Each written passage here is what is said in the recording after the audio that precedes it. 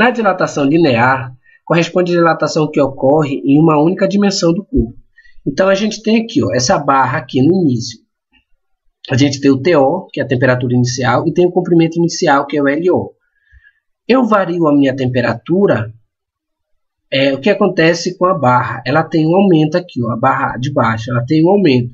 Então, eu aumentei a temperatura, eu vario o meu comprimento inicial, né?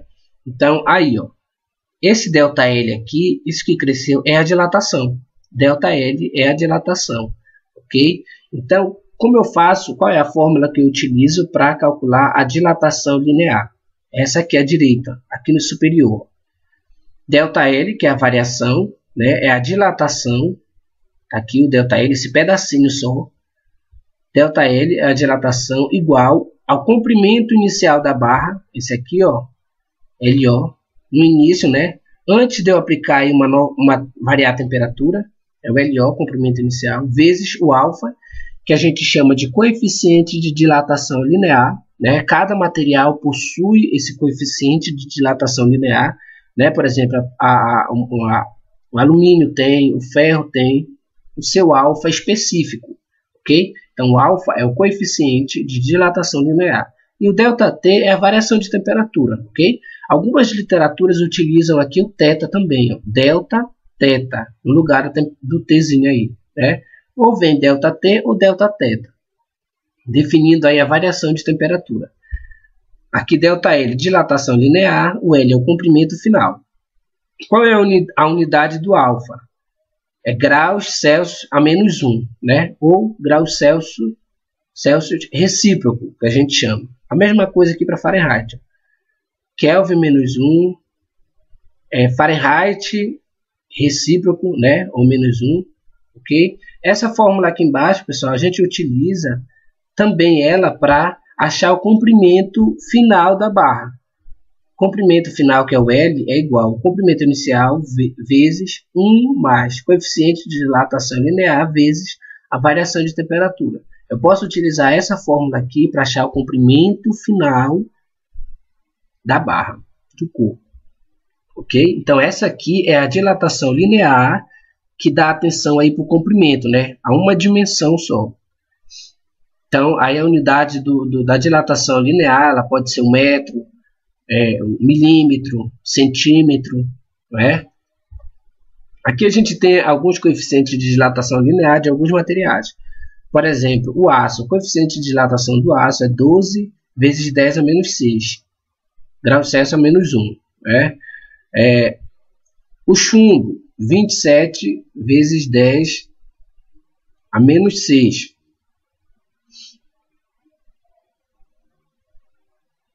Ok? Então, quanto maior for esse valor aqui em cima, mais fácil, né, ele se dilata. Aí, a tendência dele, por exemplo, é de se dilatar. O chumbo se dilata mais aí com a temperatura do que o aço. Ok? O alumínio se dilata mais do que o cobre, a uma determinada temperatura, por exemplo. Então, esse aqui é o coeficiente de cada material. Agora a gente está observando aqui a dilatação superficial. A dilatação superficial, ela vai dar ênfase aí para a dilatação da área. Por exemplo, eu tenho uma chapa. Eu tenho uma chapa com a área inicial AO e a temperatura inicial TO. Eu vario a temperatura para TO e olha, a chapa aumenta. A área aumenta. Então, quando eu dou atenção, dou ênfase aí para a área, houve uma dilatação na área somente, né? A dilatação em duas dimensões, eu estou tratando da dilatação superficial. Algumas literaturas colocam aí ΔA ou ΔS, né, para dilatação superficial. Então, a dilatação superficial é o acréscimo de área, quando eleva-se a temperatura de um corpo. Aqui, essa é a fórmula que eu utilizo para achar a dilatação superficial, a dilatação de área. ΔA, não é igual a área inicial vezes o beta, que é o coeficiente de dilatação superficial, né? Quanto equivale o beta? No exercício, no comando da questão, ele vai te dar o valor de alfa. Então, se vocês multiplicarem 2 vezes o alfa, vocês têm o beta, ok? Então, Se ele te der o valor de alfa, eu só multiplico 2 vezes o alfa, eu tenho beta, ok? Tranquilo? Vezes a variação de temperatura. Então, essa fórmula aqui de amarelo eu utilizo para achar a dilatação de área, né? Superficial. Aqui embaixo é para você calcular a área final. Tu soma a área inicial mais a variação da área. Tu tem a área final. Coeficiente de dilatação superficial, beta, né? Aqui. E a unidade do beta, que é a mesma lá do alfa, ok? Graus Celsius a -1, graus Fahrenheit a -1 e Kelvin a -1.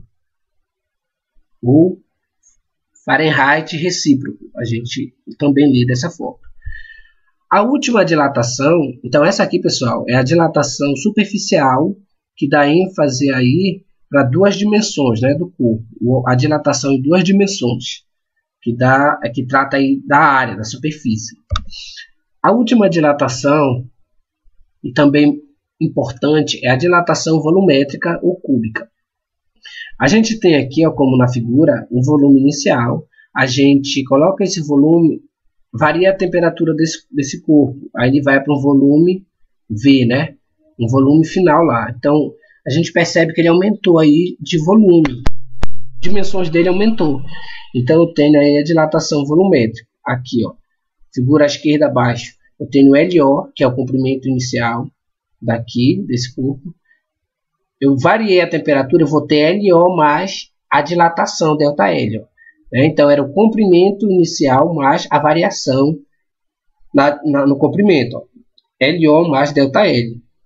Então, essa aqui vai ser o novo valor aqui dessa aresta aqui, por exemplo.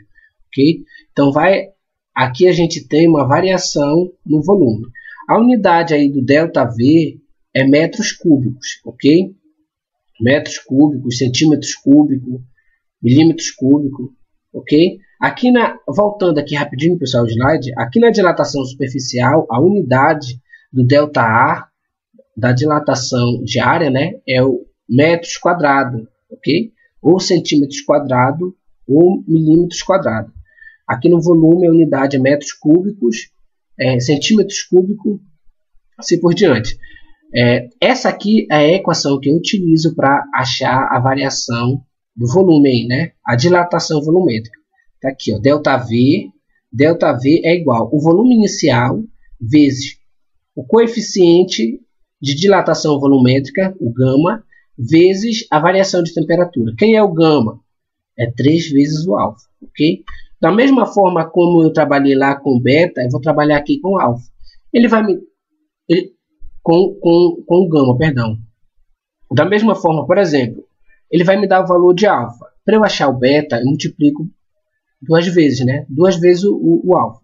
Se eu quero achar o gama, eu multiplico 3 vezes o alfa. Então, vocês vão pegar como referência o alfa, ok? Então, se eu tenho alfa, tem como eu achar o beta e o gama.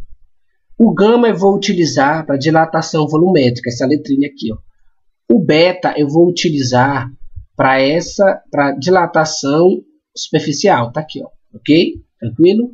Então, a dilatação volumétrica é a dilatação nas 3 dimensões do corpo. Isso produz variação de seu volume, ok? Então, qual é o volume final?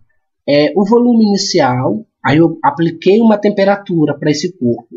Aí ele vai ter uma variação no volume. Ó. Então, se eu somar o volume inicial com a variação do volume, com a dilatação, né, ΔV é a dilatação, eu vou ter o volume final. Ok? A unidade aí do gama também, ó, do mesmo jeito. Graus Celsius a -1, Fahrenheit a -1, Kelvin, graus Fahrenheit a -1, Kelvin a -1, né? O Kelvin recíproco.